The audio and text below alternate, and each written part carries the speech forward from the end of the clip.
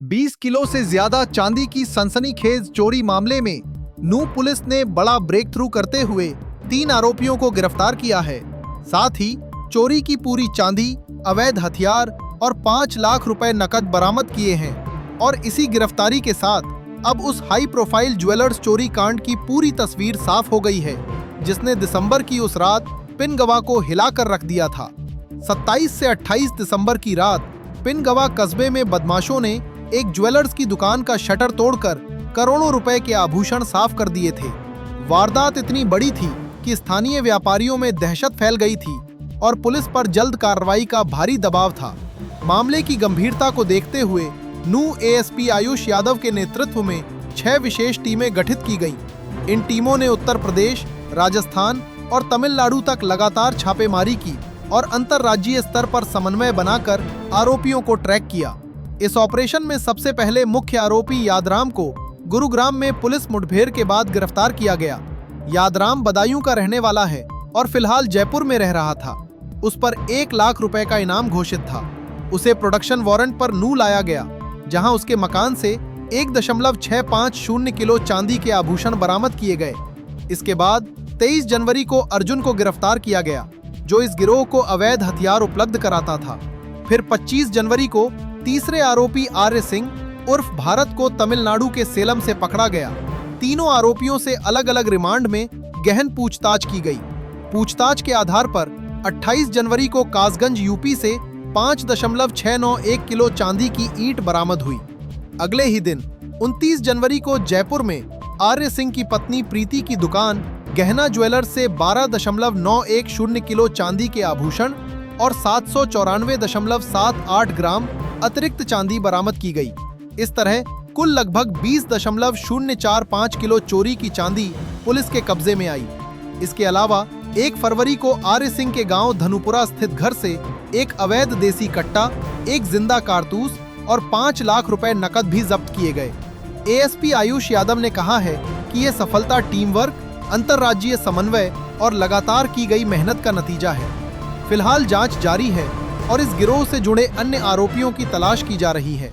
बीते 27-28 दिसंबर को पिनोवा क्षेत्र में एक ज्वेलर की दुकान पे बगलरी की वारदात हुई थी, जिसमें कुछ लोग सीसीटीवी में देखा गया था कि वो आए हैं, उन्होंने शटर उखाड़ा है और अंदर से चांदी व अन्य आभूषण वो भर के लेके गए थे। इसके बाद पुलिस ने अहम सबूत गुजारे फाइल पे, जैसे कि सीसीटीवी फुटेजेस ली, हमने टावर डंप्स लिए, अलग-अलग टेक्निकल एविडेंस कलेक्ट किए और उसके बाद हमने अपनी टीम्स को डिस्पैच किया।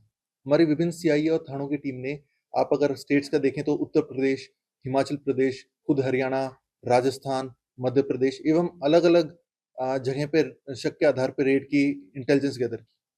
इसके बेसिस पे हमें इंटेलिजेंस मिली कि यादराम का जिसमें नाम आया और उसका गुड़गांव में भी एक अन्य मुकदमे में नाम है।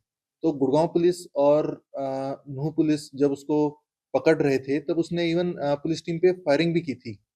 तो उसके पास से 2 अवैध हथियार उस टाइम पे बरामद हुए थे और कुछ लगभग 250 ग्राम चांदी भी बरामद हुआ था। फिर यादराम को प्रोडक्शन पे नूह पुलिस ने लिया था, जिससे और खुलासा हुआ केस में। इसके बाद से हमारी टीम ने और एविडेंस जुटाए, टेक्निकल टीम ने। फिर सेलम तमिलनाडु हमारी टीम गई रातों रात और वहां से आर्या, जो एक मुख्य आरोपी था, उसको भी गिरफ्तार किया गया। आर्या, देखा जाए तो यादराम और आर्या ये दोनों मेन मास्टरमाइंड थे इस केस में। तो तीसरा हमने एक अर्जुन को गिरफ्तार किया है। अर्जुन जो है वो पूरन, सन ऑफ पूरन है। इसने हथियार प्रोवाइड किए थे वारदात के लिए।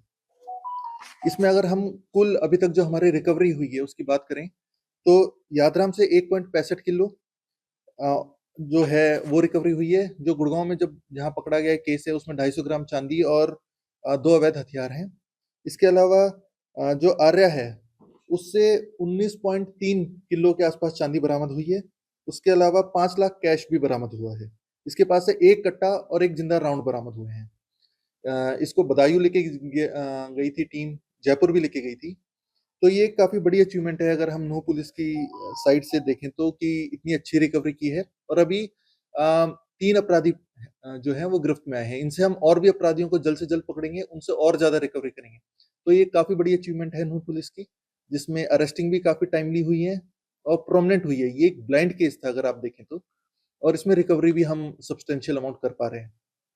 तो इसमें सीआईए टीम ने बहुत अच्छा काम किया है और एसएचओ ने भी। जी।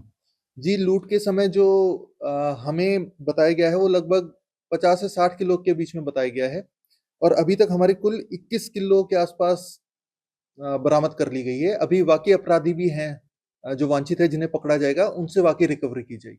तो ये भी एक सब्सटेंशियल रिकवरी है अगर आप देखें और बाकी आने वाले समय में रिकवरी होगी।